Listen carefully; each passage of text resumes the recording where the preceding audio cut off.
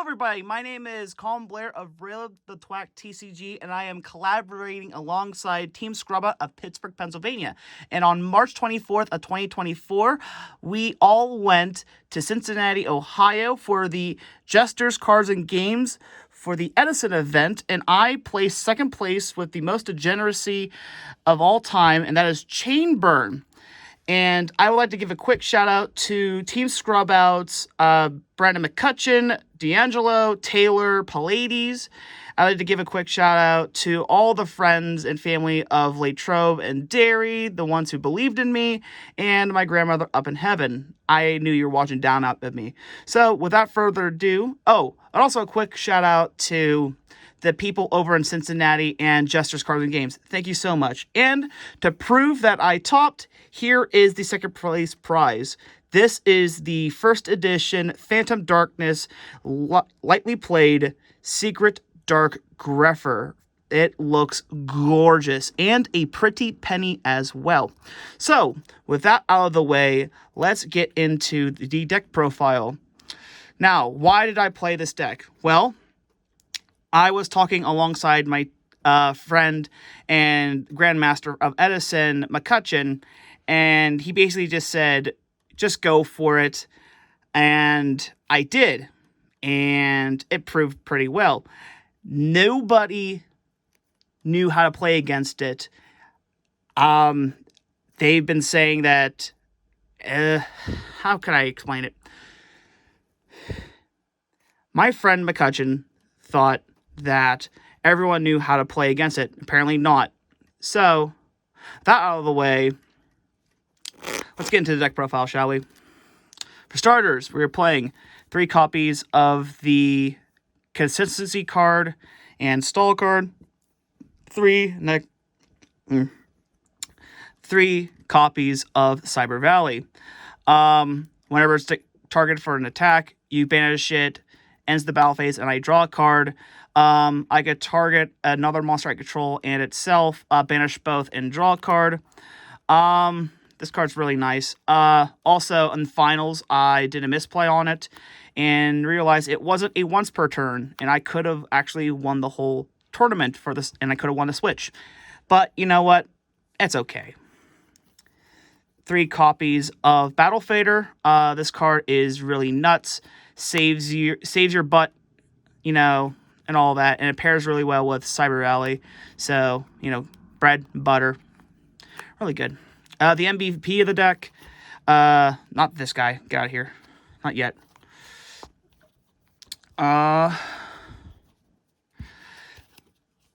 MVP of the deck, 2 Lava Golem. This card helped me throughout the day. Just give it to my opponent, and they have to deal with Dimension Wall and Magic Cylinder, and they just have to pay the toll every standby phase, which is pretty nasty. And they just sack it off through tributes, and I think at one point of time, they had to get rid of this and another monster to bring out a Gorge, which I think was pretty funny. So I think that was pretty brutal. Another card that actually helped me out this format and this tournament was Morphing Jar.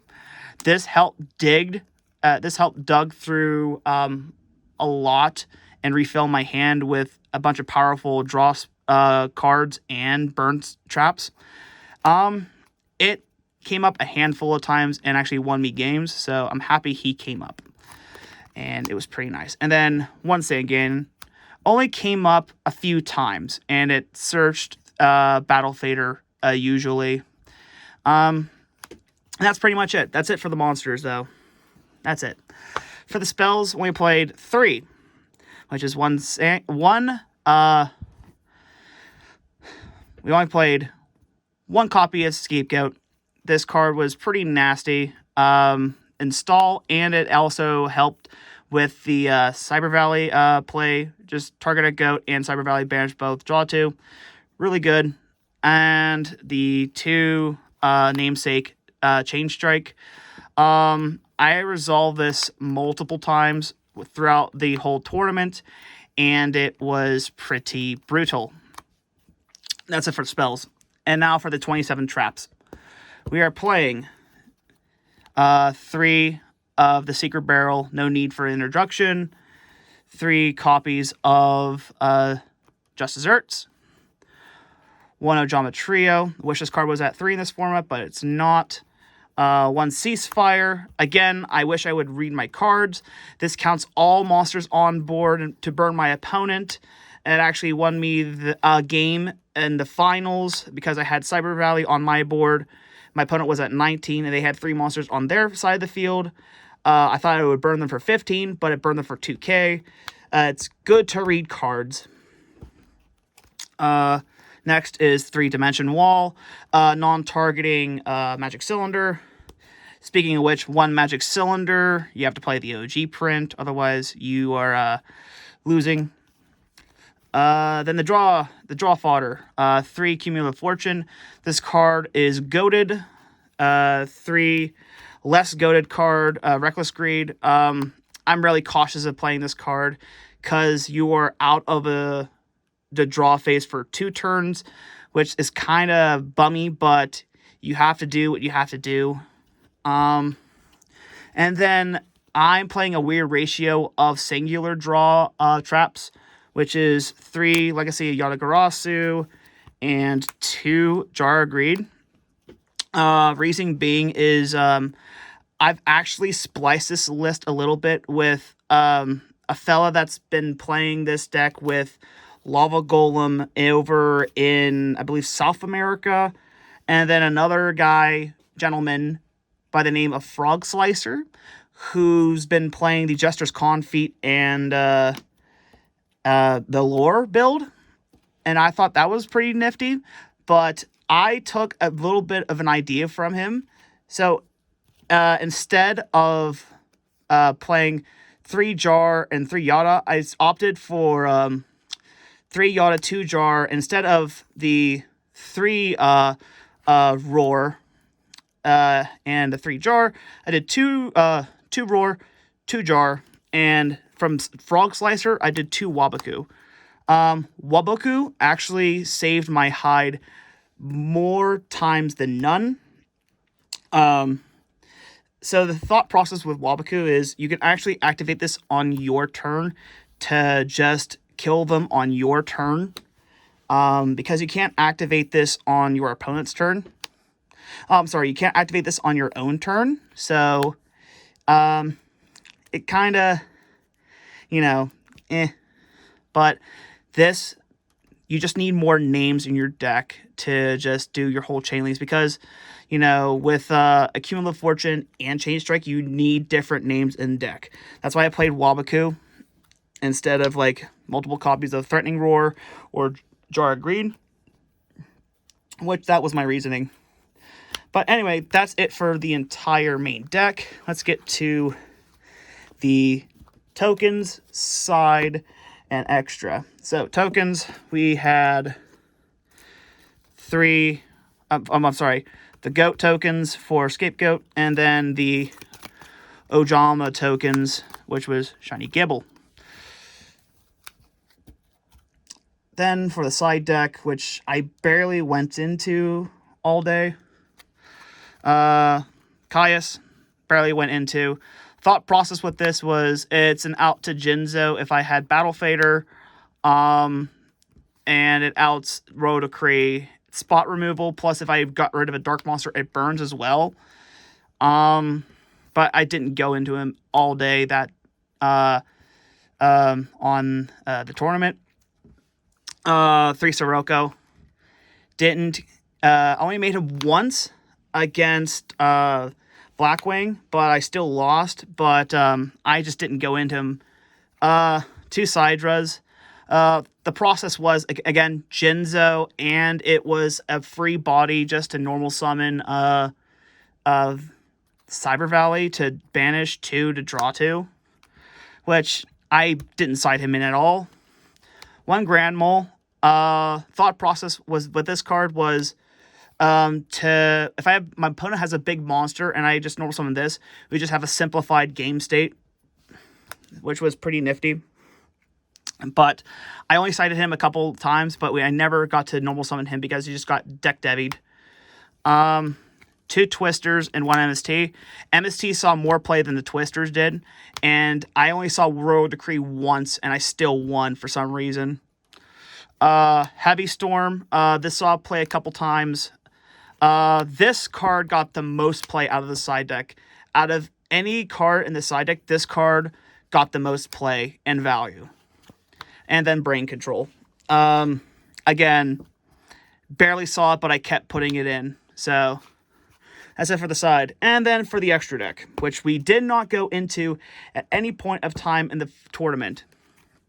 So, this is my hero. So, for reference, the reason why I chose these sleeves, this is from my hero beat deck, my Diva Hero beat deck. So, I thought it would be kind of funny just to put my opponent, at ease before I start playing Chain Burn. So, I use the hero sleeves, have them think, oh, he's playing heroes, but I'm not. So, 1 Chimera Tech, did not make this at all. I was worried for Jinzo, but I did not. So, 1, 3 Ab-Zero, did not make any of this. Keep that in mind. 1 Armory Arm, 1 Catastor, 1 Android, 1 Brio. Wait, well, nope, sorry.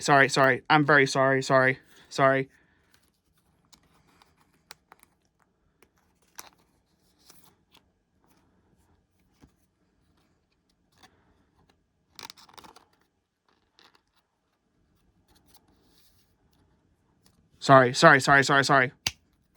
There we go. We're fine. There we go.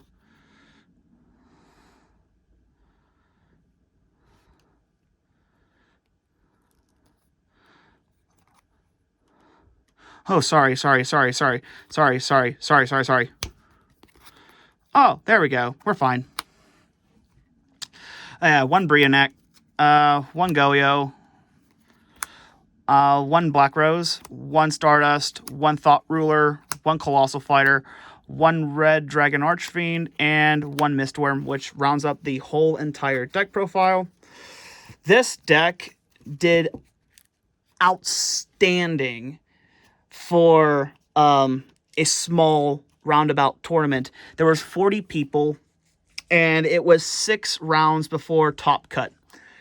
So I will run down the entire showboat. So round 1, I faced against my friend's War League member, teammate. I faced against Blackwing, and he 2-0'd me because Icarus Attack is just too powerful. Round 2, I faced against Vayu Turbo, and Vayu Turbo does not have Icarus Attack, and I just immediately 2-0'd it. Game 3, I faced against Ramen Zombie, and he had a fun interaction.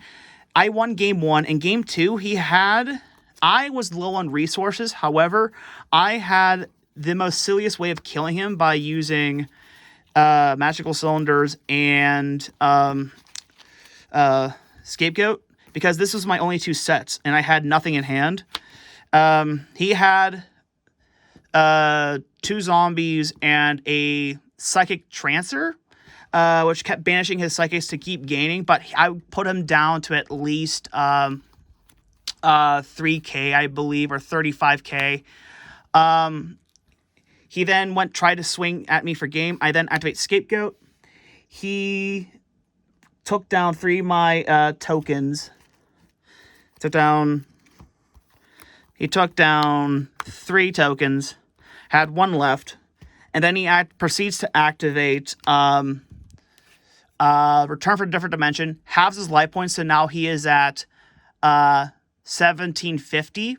He brings out Krebins and brings out Magical Android, which is at 24. He swings at this with Krebins, and then Magical Android swings, tries to game me, but then I flip Magic Cylinders, which kills him, and that makes him 2-0'd. I 2-0'd him with this, which is pretty funny. Game 4 was against Lightsworn, and I should have lost against him game 2. I won game 1 through the skin of my teeth, and game 2, I should have lost, but he had... Sorry, I have to breathe. He had Royal Decree up. However, If he would have kept that up and he dropped the JD and not do effect, he would have been golden. He would have been fine. But no. He wasn't afraid I had Lava Golem in hand. So he nuked board. And I had traps in hand. I had numerous traps in hand still. So, after he nuked board, he set YGO past, and he was worried I had Lava Golem. I went, no, I set my entire hand, passed, and I flipped my traps, and it was game. So, that was fine. Game 5, or round 5, I faced against Diva Hero Zombie, and I 2-0'd them. And they played to the best of their ability. They kind of messed up. They really should have went for the Brio play, but they did not see it, but I saw it, and I was really worried. But they tried their best, and I'm proud for them. But then going into round 6, and I was paired up to the only undefeated, and when they got to the table, and they looked at me, and they said, "Are you undefeated?" And I said, "No." And they said, "You can have it." And I was immediately in top cut. So, why did I take out my Japanese card? Well, there's a little catch that happened. We had to perform deck checks going into top cut. And in doing so, I had a Japanese dual terminal Brianak, the Dragon of the Ice Barrier. And little to my knowledge, that you are not allowed to play OCG cards in anywhere because it is considered soft cheating. So they gave me a game 1 loss going into top 8. So I think to myself, well, that's a bit of a handicap. Surely this couldn't affect me, right? Well, I faced against a longtime friend that I've met since I was 13, a friend Giuseppe, who played Vayu Turbo. I proceeded to go 2-1 against Vayu Turbo going into top 4. Top 4, it was another Vayu Turbo. I proceeded to 2-0 them. They played great. Both of them played amazing. And then it goes to the finals. It was me playing Chainburn versus Blackwing. Game 1, I won via not reading my card, which was Ceasefire. They were at 19, and I had a copy of Cyber Valley, and they had 3 monsters. And I thought this would deal 15 damage, but this does all monsters on the field times 500, and it was 2k. So that was nice. But game 2, he brought Fossil Dyna, and I just keep drawing into monsters like Lava Golem and Battle Fader, which kind of sucked. And then game 3, the infamous why can I not read? So how it happened was he brought up Fossil Dyna, which that hurt. So I thought it would be cool because I opened up Mind Control in Cyber Valley. I thought, okay, Mind Control, take Fossil Dyna. Normal Summon. Affect target. He goes Book of Moon, Fossil Dyna. I then went set, pass. I lost the game because this was not a once per turn. What I could have done was flip the Fossil Dyna and then activate this again, target. Banish both, and then draw 2 cards. It was just that simple. I lost to my own hubris, to my own paste-eating mechanisms, but you know what? That's okay. It's fine. I'm fine for winning a $100-some card, and that's okay. And thank you all for watching this deck profile. Again, shoutouts to Team Scrubout for letting me do a deck profile on this degeneracy. Thank you all over at Jester's Cards and Games for hosting the birthday tournament. Thank you all for watching. And Go subscribe to Team Scrub Out. Go subscribe to Rail the Twack TCG.